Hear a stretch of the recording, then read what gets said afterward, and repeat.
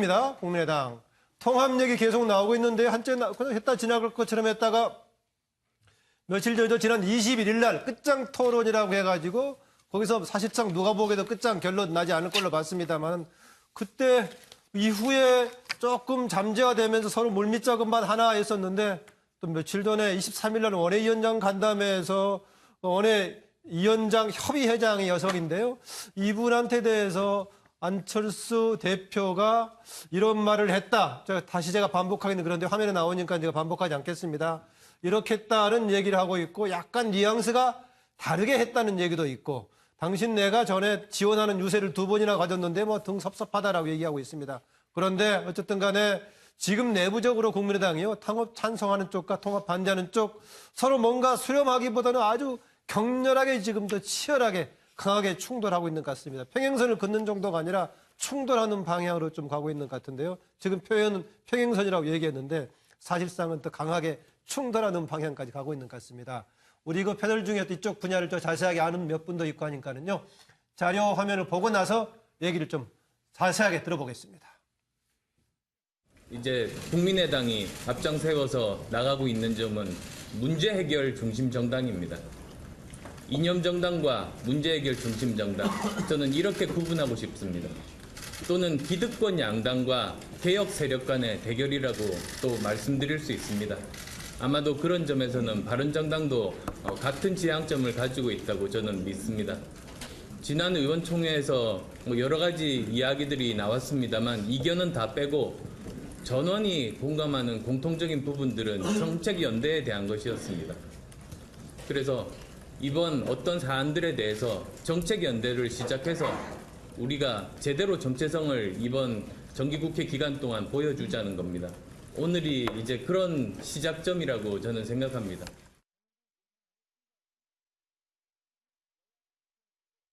여론조사를 해보면은 지금 현재 바른정당과 국민의당이 통합하면은 20몇 프로가 나와서 네. 한국당보다 더 높게 나온다. 당장의 2등의 길이 올라간다. 그런 얘기를 하는 것은 구상주치한 얘기죠. 여론조사 결과로 얘기한다고 하면은 우리 국민의당은 지금 현재 존재 가치가 없습니다. 5% 4% 나오는 게 무슨 정당이에요. 그 전당대회에서 선출한 당 대표이기 때문에 네. 그 사퇴를 요구하는 의원들이 많았다. 있었다. 특히 우리 당이 안 되고 있는 것은 안철수 대표의 리더십 문제다. 네. 하고 리더십 문제에 대해서 엄청난 비난을 쏟아져서 제 얼굴이 화끈거리더라고요. 네. 예, 제가 이거 보니까 무슨 생각이 나냐면요. 과거에 우리나라에 대통령을 초대 대통령 국회에서 뽑았습니다. 그래서 국회에서 뽑지 말고 국민에게 직접 물어보자 해가지고 1차 개헌을 했던 생각이 나는데 이번도 원내 의원들이 결정할 일이 아니라 풀어가지고 당원들을 통해서 결정하자라는 얘기하니까 그때 좀 구조가 생각나기도 합니다. 그런데 제가 앞서 얘기했던 그냥 나오니까 읽겠습니다. 싸가지 발언 관련해가지고요. 이 해서 제가 봤을 때 보통 안철수 대표가 좀 말투가 독특하긴 합니다만은 이런 말투는 별로 안 쓸 것 같기도 한데 이정우 실장 어떻게 보세요? 원래 그렇지 않습니까? 그러니까 그 개그맨이라든지 혹은 유명한 MC들 보면 네. 평소에 예를 들어서 굉장히 그 유재석 씨 같은 경우 굉장히 모범적이고 이런 사람들이 혹시나 이런 식의 어떤 시쳇말을 했을 경우는 굉장히 큰 타격이 오거든요. 예. 다른 어떤 그런 분들보다. 그러니까 안철수 의원의 어떤 저 이미지. 같은 사람을 예를 드시죠. 그러게요. 이유가 적절치 않습니다. 바로 안 떠올랐습니다. 근데 팬들한테는 굳이 공격받을 겁니다. 그런가요? 아니 그러니까 시정하세요. 아니, 유재석 씨 같은 경우는 절대 그런 일이 아니, 그래도 안 됩니다. 뜻이에요. 예를 들면 안 됩니다. 이거 난리 이제 납니다. 안철수 대표 같은 경우가 처음부터 굉장히 뭐랄까요 그런 어떤 방송에 나가고 예. 뭐 토크 콘서트를 하고 굉장히 유망한 어떤 그런 IT 전문가 이런 것에서부터 출발을 해서 예. 교수 이미지 굉장히 그런 이미지에서 많은 분들이 진짜 이런 발언이 있었을까 하는 어떤 그 의혹이 들은 그런 어떤 상황인데요. 저는 사실 싸가지 없다 발언보다 그 앞에 있는 발언에 주목을 합니다. 네. 제가 총선 때 2번이나 유세에 갔다. 이 발언을 하면서 이 발언이 나왔거든요. 내가 도와줬는데. 그 그렇죠. 말이죠. 그런데 유세 가졌다라는 표현이 어떻게 들리냐면 사실은 조금 또 안철수 대표께서 굉장히 기분 나빠하실 얘기지만 박근혜 대통령이 당시에 진박감별서 얘기를 할 때 그때 이제 주장했던 게 바로 그 대목입니다.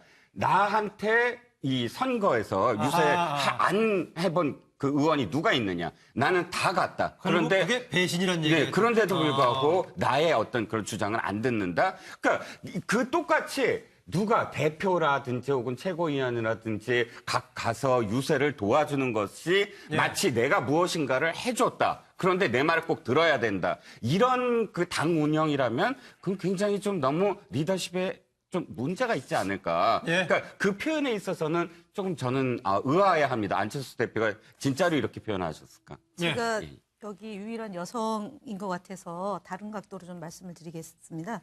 그러니까 2번이나 유세를 갔는데 도와줬는데 왜 그렇게 얘기를 하느냐라고 선의로 지금 해석하시는 겁니다. 솔직히 말씀을 드리면.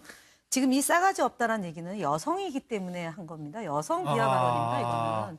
그러니까 예를 들어서 제가 이제 논쟁이 붙었습니다.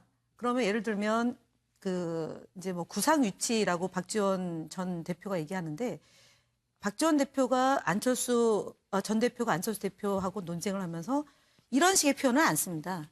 이거는 앞에 딱 여성을 놓고 뭐지? 내가 그렇게 도와줬는데 하는 행동이 왜 그 모양이냐라고 얘기하면서 이 표현을 쓴 거거든요. 부지불식간에 나왔겠지만 엄밀하게 보면 여성 비하 발언이고 폄훼 발언이라고 저는 규정합니다. 네, 김현대 대변인은 그냥 반대파, 자기한테 반대하는 사람에 대한 섭섭한 과격한 발언이 아니라 또 여성의 관점에서 해석까지 해주군요. 최근 사정, 안철수 대표 등 이렇게 충돌이 심하게 돼 있는데 지금 저간의 사정이 어떻습니까? 정의남 소장 비교적 알 것 같은데.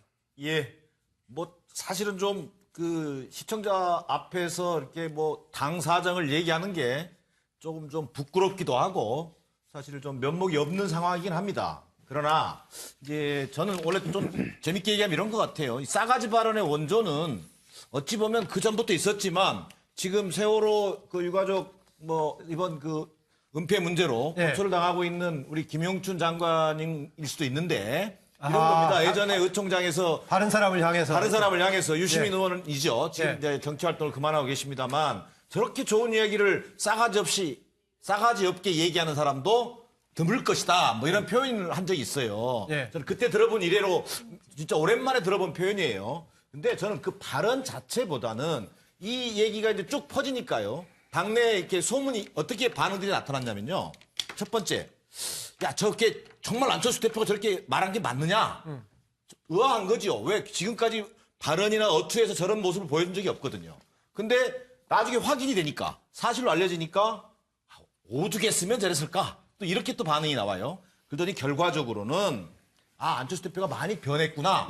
뭐 이런 이제 반응으로 흘러가던데. 뭐 여러 가지 설명을 듣고 싶은데 이후의 전망 지금 어떻게 전개될 것 같습니까? 저는요, 기본적으로 통합 논의 지금 시점에서 중단하는 것이 당의 통합을 위해서 바람직하다. 근데 중단할 것 같습니까? 저는 그러나 안철수 대표는 마이웨이를 강행할 것 같습니다. 지금 나름대로 통합과 관련된 4단계 추진 계획을 가지고 지난 2014년도에 민주당과 합당했을 때처럼 뭔가 좀 전격적인 통합 추진 계획을 가지고 있고 이것이 과연 당내 많은 3분의 2 이상에 달하는 현역 의원들의 공감대를 얻으면서 국민적 동의와 함께 나아갈 수 있을 것인지 현재로서는 굉장히 불투명한 상황입니다.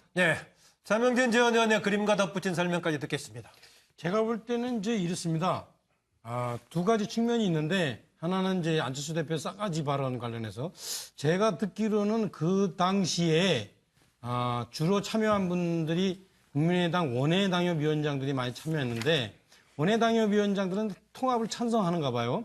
그런데 이 원외당협위원장의 대표로서 사회를 맡은 아까 그 분이 사실은 그 사회를 하면서 상당히 좀 이렇게 통합 분위기에 좀 안 맞는 식으로 운영을 했던 것 같아요. 그래서 상당히 그게 이제 안철수 대표한테 기분이 나빴는데. 저 두 사람은 각기 자기 욕심 챙기고 있는 건가요, 지금? 네. 그래서 하여튼 그런 이제 해분이 생긴 거고, 그 다음에 이 현재 그 국민의당의 내부의 본질은 이겁니다.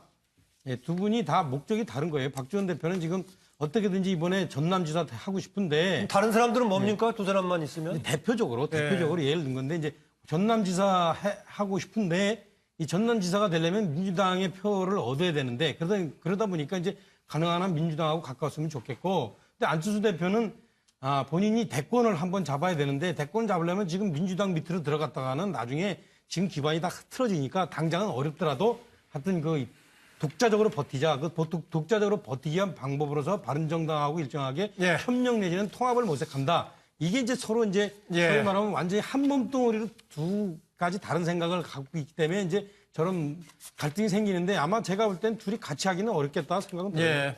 아까 판넬에도 나와 있지만 평행선 달린다고 했었는데 상황은 점점 악화되는 쪽으로 좀 가고 있는 것 같은데요. 앞으로 좀 지켜보기로 하고요.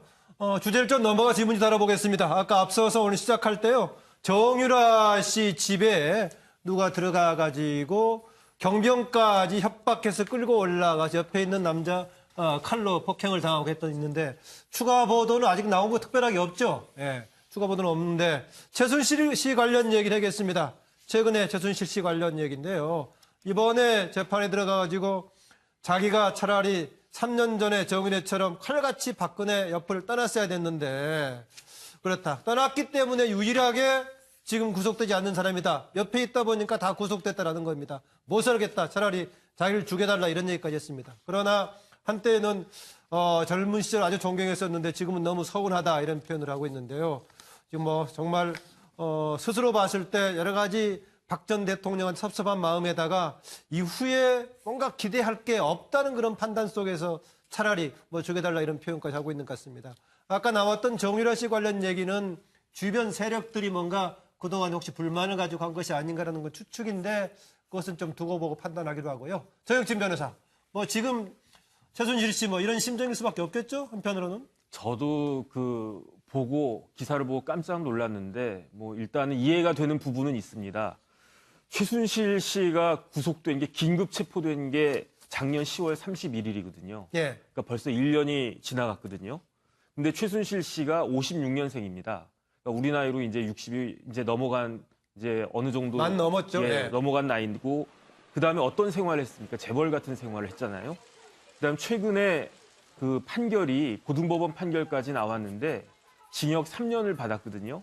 근데 그 징역 3년을 받은 판결들이 뭐 업무방해, 공무집행방해 이런 그 판결이었는데 사실은 지금 가장 무시무시한 그 판결들이 기다리고 있습니다. 어떤 예. 거냐면은 특가법 위반 뇌물죄인데 이것은 그 형이 무기까지 가능한 그런 형이거든요. 예. 그러니까 최순실 씨 입장에서 보면은 도대체 끝이 어디일지 자기가 언제까지 감옥에 있어야 될지를 그러니까 절망적인 그런 상황인 거죠. 예. 그러니까 재판 중에 저런 행동을 갖다가 보이지 않았나 그런 생각이 듭니다. 예, 아까 정유라 씨 관련해서 추가로 나온 보도 중에서는요, 오늘 범행을 한 사람이 카드비 2,400만 원 때문이었다는 주장을 하고 있는데 이 역시 더 이제 진행이 돼봐야 알 것 같습니다. 추가로 나온 지금 소식이기 때문에 전해드렸고요. 지금 저기 나왔던 것 중에 3년 전에 정윤회처럼 칼같이 나도 떠났어야 안 다쳤을 건데 라는 주장을 최순실이 했는데 정기환 평론가, 정윤회 씨가 지금 칼같이 떠나가지고 지금 그 국정 관련 농단이라든가 수사 과정에서 완전히 제외가 돼 있습니까? 스스로 선택해서 떠났으면 최순실 씨의 저 말이 맞지만 정윤회는 결국 최순실과 박근혜 전 대통령의 버림을 받고 떠난 거 아닙니까? 예. 상황이 완전히 저는 다르다고 보고요. 최순실 씨가 법정에서 사형을 시켜달라고 저렇게 고함을 질렀다는 것도 보면 뭐 본인이 정말 모든 상황을 봤을 때 더 이상 이제 살아날 길이 없다 이런 판단도 했겠지만 예. 다른 한편으로는 정말 절실히 살고 싶지만 살 길이 없다 이런 판단을 내렸다고 저는 보고요. 이렇든 저렇든 박근혜 전 대통령과 경제공동체 또는 정치공동체로 쭉 평생을 살아오면서 자업자득한 거 아닙니까? 자업자득으로 저런 결과를 낳았고 자기 스스로도 또 그 책임을 져야 하는데 도저히 감당을 못하겠다 싶으니까 저런 발언을 하는 것인데 그 핑계를 박근혜 전 대통령에 돌린다고요? 예. 어불성설입니다. 이종구 실장, 혹시 정윤회 씨가 피할 수 있었던 것처럼 얘기해가지고 다시 논란과 혹시 경우에 따른 수사의 무대까지 최순실 씨가 다시 불러내는 계기를 만드는 건 아닐까요? 그런 그 느낌도 있죠. 왜냐하면 혼자서 사실은 독박을 쓰지 않았으니까 혼자서 피해갔다라는 예. 표현을 했으니까. 그런데 그렇지 못할 겁니다. 왜냐하면 실질적으로 대통령 이전의 어떤 문제를 갖고 만약에 그 문제를 삼는다면 그 정윤회 씨가 관련된 문제들이 있겠지만 예. 지금은 박근혜 대통령이 당선된 이후 가장 초점이 되는 게 사실 K재단과 미르재단이거든요. 예. 거기서부터 출발해서 역순이 되는 어떤 상황이기 때문에 K재단과 미르재단은 사실 최순실 씨의 독자적인 작품이었다라는 예. 것이 이제 거의 추정되지 않습니까? 그래서 정윤회 씨가 다시 그러니까 불려 나와서 뭐 소환돼서 할 수 있는 그런 건이 앞으로 발생할 수 있느냐? 저는 좀 없다고 봅니다. 네, 오늘도 뭐 시간이 다 됐네요. 시사 스페셜 오늘 여기서 마쳐야 할 것 같은데요. 6분 수고하셨습니다. 네. 오늘 시청자 여러분, 시청해주셔서 고맙습니다. 이어서 MBN 종합뉴스 뉴스 8이 이어집니다. 고맙습니다.